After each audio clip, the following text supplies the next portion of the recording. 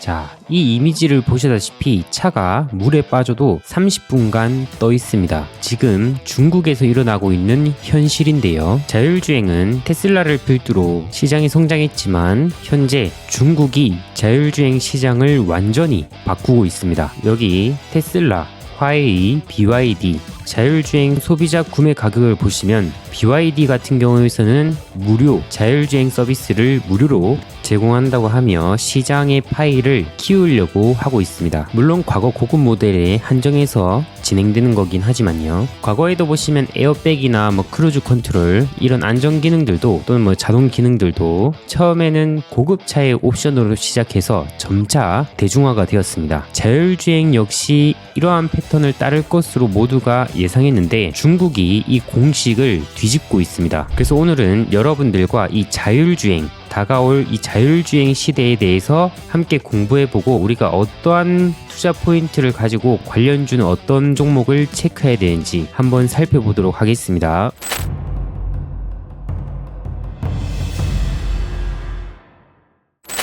우리가 자율주행을 이해하기 위해서는 먼저 AI가 어떠한 진화 방향으로 가고 있는지 그걸 우리가 체크를 해야 되는데요. 여기서 보시면은 오라클 같은 경우에서는 단순히 챗GPT라고 생각하시면 됩니다. 그 다음에서는 이제 진이라는 것이 있는데 이 복잡한 명령을 받아서 실행하는 단계입니다. 인간을 대체하거나 급격한 생산성을 향상시키는 단계인데요. 로보택시, 로봇, 드론, 자율주행 이러한 것들이 모두 해당됩니다. 그 다음 단계가 이제 소버린이고요. 세상의 난제를 해결하고 AI와 격리가 불가능한 단계가 됩니다. 자율주행 같은 경우에는 챗GPT 다음 단계라고 여러분들이 생각을 하시면 됩니다. 이걸 최근에는 피지컬 AI라고 표현을 하고 있습니다. 그리고 이걸 AGI, 범용 인공지능 단계라고 하고요. AGI는 스스로 학습하고 발전할 수 있는 단계라고 여러분들이 보시면 됩니다. 그래서 이 AGI에서 가장 큰 어플리케이션은 로보택시와 로봇이라고 합니다. 왜냐하면 자동차는 이미 있죠. 이 디바이스가 있고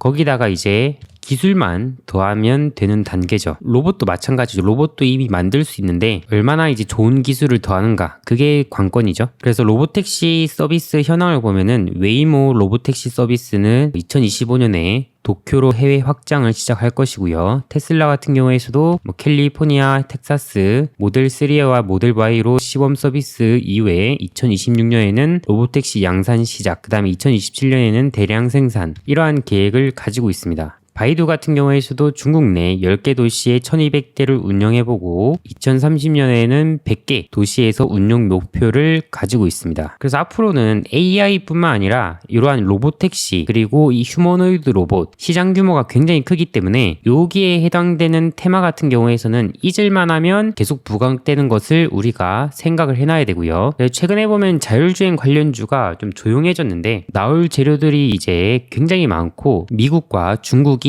다투고 있는 구간이 또 자율주행이기 때문에 우리가 자율주행도 항상 잘 체크를 해두는 게 좋습니다. 오히려 많이 빠졌다면 체크가 되어서 우리가 수익 관점으로 볼 수 있는 섹터라고 해석해 볼 수가 있습니다. 자율주행에서 일론 머스크 같은 경우에서는 무엇을 보고 베팅했을까 봤을 때 운전은 불필요한 노동이라고 생각하고 자동차 소유는 자원 낭비라고 생각한다고 합니다. 다른 기업들 같은 경우에서는 기본적으로 차는 재밌어야 된다고 생각하기 때문에 기술 개발의 강도가 상대적으로 약했다고 합니다. 그래서 AI 로봇 가능성을 테슬라보다 좀 늦게 자각한 상황이라고 보시면 되겠습니다. 그래서 미국에서 미래기술차에서는 테슬라가 이제 이 부분에서는 좀 압도적이죠. 자율주행에서는 좀 배경 지식으로 가지고 있으면 좋은 게 자율주행 AI 모델 접근 방식에는 엔드-투-엔드 방식과 모듈러 방식이 있습니다. 엔드-투-엔드 방식 같은 경우에서는 센서를 이제 카메라로 이제 입력을 받으면 인공지능이 판단하고 자동차가 제어하는 방식이고요. 장점은 처음부터 끝까지 단순합니다. 단점 같은 경우에서는 설명하기 어려운 부분과 문제가 발생했을 때 오류를 찾기 힘든 부분인데요. 아무래도 센서가 입력되고 바로 인공지능이 판단하기 때문에 그러한 부분이 있고요. 모듈러 방식 같은 경우에서는 먼저 인식을 하고 그 다음에 판단 및 계획을 세우고 제어하는 방식인데요. 문제를 분할하여 개별적으로 처리하는 건데 이거의 장점은 각 단계의 결과를 좀 간단하게 검증할 수 있다는 장점이 있죠. 근데 이제 각 단계마다 자율주행의 기술이 고도화가 되면 될수록 여러 모듈의 설계 및 조정에 어려움이 있는 이 복잡성의 문제가 있습니다. 이러한 장단점이 있어요.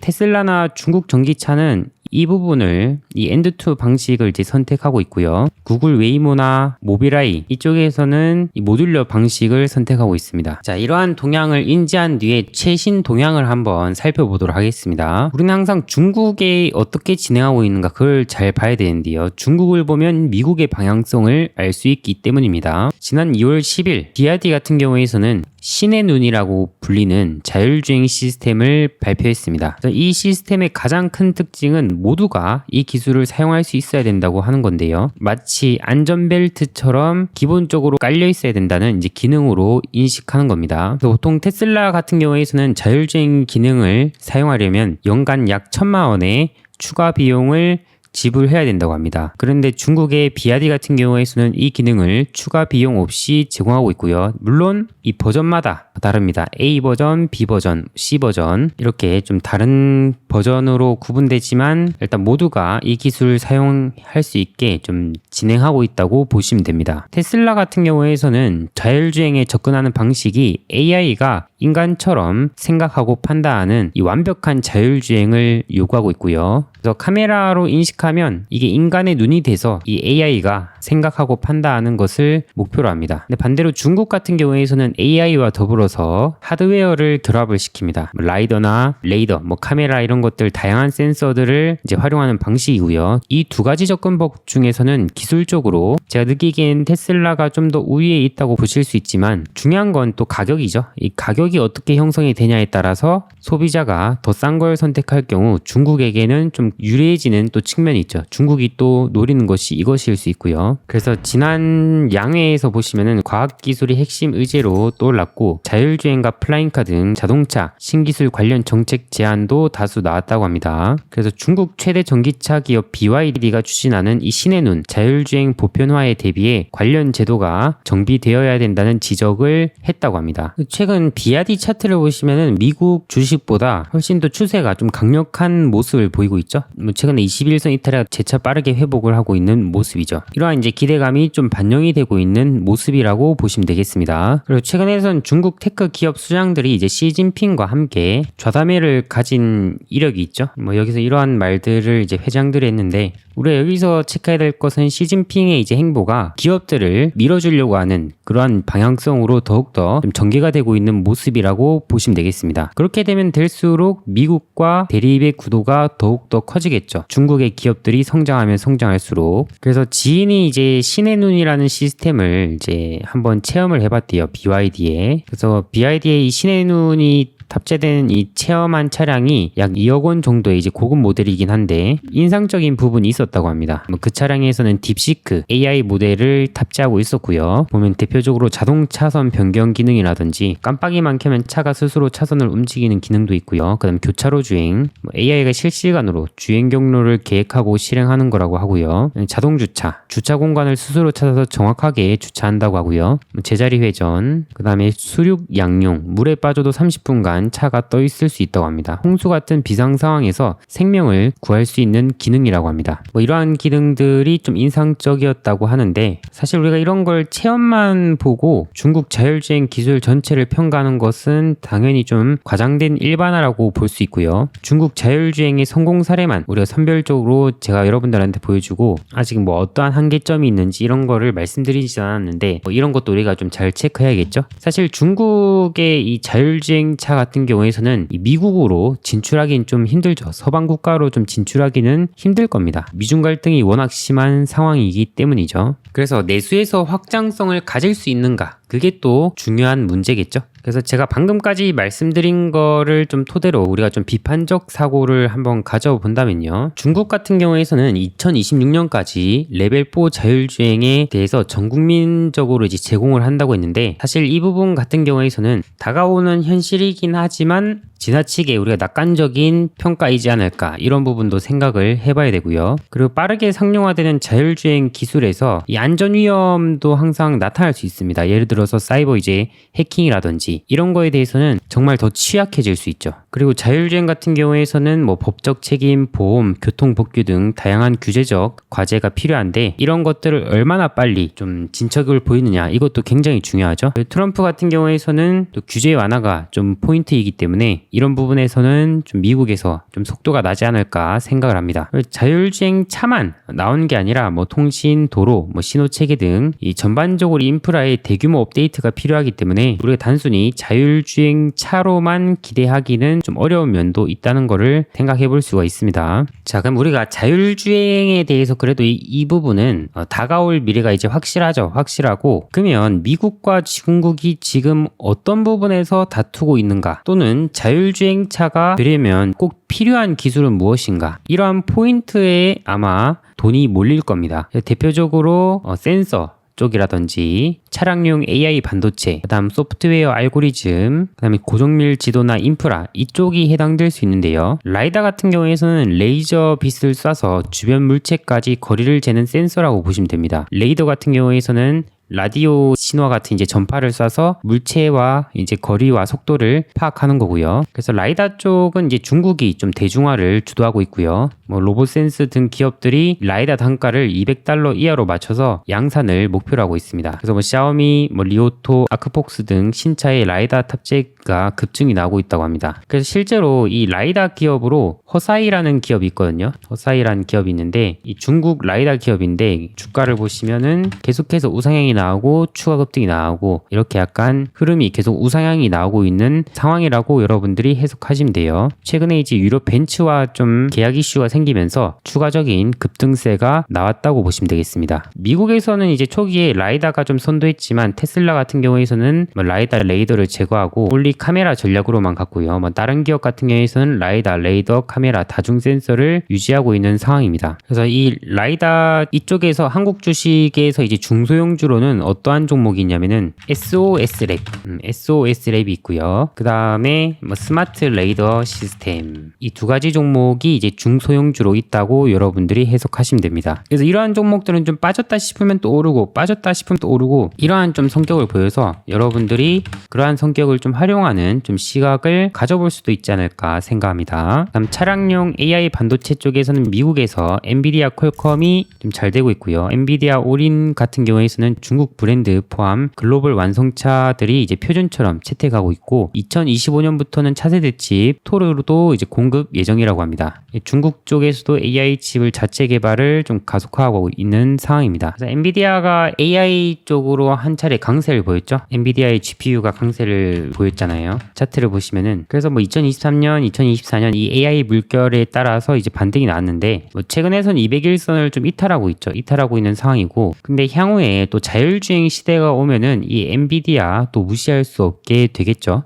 소프트웨어 알고리즘 쪽에서는 미국 같은 경우에서는 테슬라는 FSD 베타 기반, 그다음 웨이모는 뭐 라이다 정밀지도 기반, 완전 무인 뭐 로보택시 상용화 이렇게 얘기하고 있는데 뭐 이게 구체적으로 어떤 말이냐면 차가 언제 멈추고 언제 돌아가고 어디로 가야 하는지 판단하는 똑똑한 시스템이라고 보시면 되겠고 테슬라가 그게 FSD라고 부르는 게 바로 그런 시스템이고 풀 셀프 드라이빙이라는 소프트웨어입니다. 그래서 이쪽이 굉장히 이제 좀 테슬라가 좀 경쟁력을 가지고 있고 이걸로 이제 수익성을 좀 높이려고 하고 있는 상황입니다. 이 FSD를 테슬라뿐만 아니라 다른 완성차 업체에도 좀 수출하려고 하는 그런 움직임을 보이고 있죠. 자, 그 다음으로 고정밀 지도 HD 맵 같은 경우에서는 도로의 차선, 신호등, 건물 위치 등을 아주 정확하게 담아둔 지도라고 보시면 되겠고요. 뭐 이러한 부분도 이제 또 발전이 돼야 될 부분이겠죠. 그래서 단기적으로는 아까 말씀드린 뭐 라이다 업체라든지 반도체나 센서 이쪽들이 2025년 뭐 이것도 단기 아니죠. 2027년까지 좀 부각을 받을 수 있는 구간이고요. 뭐 자율주행 소프트웨어 판매도 마찬가지고요. 현대차, GM 등 또 이제 첨단 운전자 보조 기능을 고급 트림에 적용해 단기 매출을 늘린다든지 뭐 이런 부분들 장기적으로 봤을 땐 소프트웨어 플랫폼 지배자들이 이제 주목을 받는다고 하는데요. 뭐 테슬라나 웨이모, 구글이라든지 이런 회사들이 차의 두뇌를 가장 잘 만들고 있고 여기서 얻은 엄청나게 많은 데이터, AI 기능들이 앞으로 이 자율주행의 핵심이 될 거라고 합니다. 그래서 자동차 회사들이 이들 소프트웨어를 쓰게 되면 소프트웨어 회사가 시장을 주도하게 되는 그런 과정이 생길 거라고 합니다. 그리고 두 번째 이거 같은 경우에는 지금은 첨단 운전자 보조 시스템이 이제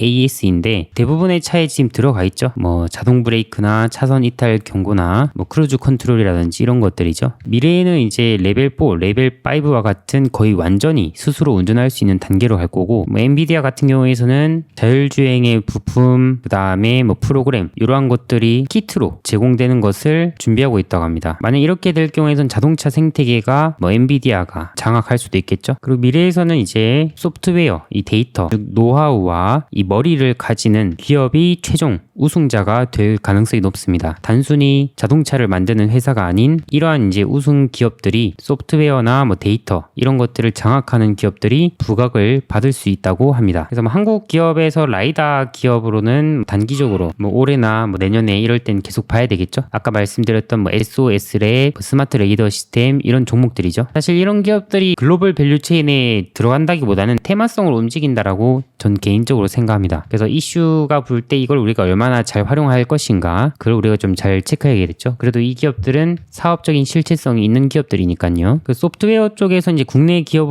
쪽으로는 현대오토에버 이런 기업이 있죠. 과거에 2023년도에 좀 강세를 보였다가 최근에 좀 조용한 상태인데, 뭐 이 종목도 기술력이 좋은 만큼 우리가 좀 무시하면 안 되는 기업이지 않을까 생각합니다. 그리고 데이터 쪽에서는 한국 쪽에서는 뭐 크라우드웍스라는 또 중소형주가 있죠. 근데 뭐 재무적 상황이 뭐 그리 좋아 보이진 않습니다. 그래서 나는 뭐 장기 성장을 믿는다. 그러면 이제 미국 기업이나 뭐 미국 테슬라나 뭐 엔비디아 이런 것들 본다든지, 아니면 난 중국의 성장을 보겠다. 그럼 뭐 BYD나 뭐 헛사이를 본다든지, 난 한국에서 테마 트레이딩을 하겠다. 그럼 아까 말씀드렸던 SOS랩이나 스마트 레이더 시스템 뭐 이런 것들을 체크한다든지, 한국에서도 나는 좀 더 자율주행 소프트웨어 쪽을 보겠다. 그럼 현대오토에버 이렇게 여러분들이 체크하시면 좋지 않을까 생각합니다. 자, 이러한 인사이트를 여러분들이 좀 발빠르게 얻고 싶다고 하시면은 제가 운영하는 상한선 무료 텔레그램 채널이 있습니다. 여기서 들어오시면은 여러분들이 500만 원으로 1100억을 만든 쿨라맥이 전자책도 얻어가실 수 있고요. 장전에 제가 현재 시황 상황은 어떤지, 그리고 이 링크를 클릭하면 현재 장전에 또 체크해야 될 뉴스들은 어떤 것이 있는지, 이 많고 많은 뉴스 중에서 또 어떠한 종목들을 봐야 되는지, 어떠한 섹터 테마를 봐야 되는지 제가 좀 디테일하게 시장 주의점이나 인사이트들을 좀 잡아드리고 있습니다. 그리고 또 일정까지 여러분들한테 제공해드리고 있고요. 또 일정을 보시면 제가 이렇게 쭉 뭐 관련주들 뭐 싹 다 이렇게 또 정리를 해드립니다. 또 돈이 되는 또 칼럼도 여러분들한테 이렇게 쭉 써드리고 있고요. 그래서 여러분들이 이 텔레그램에 들어오시면 남들은 말할 수 없는 디테일한 재료 관점이라든지 투자 관점이라든지 이런 것들을 공유드리고 있습니다. 그래서 여러분들이 들어오셔가지고 참고가 되시길 바라는 마음이고요. 그래서 제가 매 영상마다 이렇게 고정 댓글에 이렇게 공유드리고 있고요. 그래서 이걸 클릭하시면 이렇게 텔레그램 열기를 누르거나 이렇게 조인 채널을 누르시면 됩니다. 그럼 이렇게 바로 들어와지니까 많은 도움들 얻어가시길 바라겠습니다.